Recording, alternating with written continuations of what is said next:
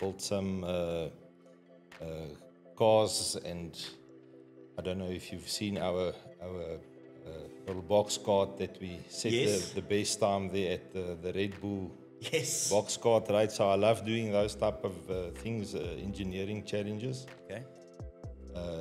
But part of the benefit, I think, is that I've got good grasp of technical aspects and what it takes to erect things. And so we love the construction and building side of our business as well.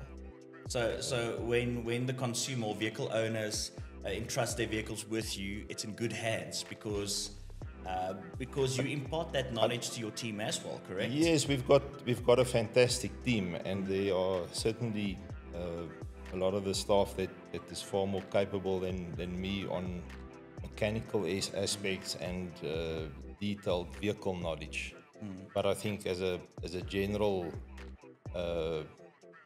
overview, it really helps as a business owner to understand or have a good grasp of the technical side, so that you can at least relate to them, even if you don't know all the intricate details that they are so good with. Feel the day up, real ones rise, no mask, no flex. Lights on, mic check is next. This is the truth on Filter Day up.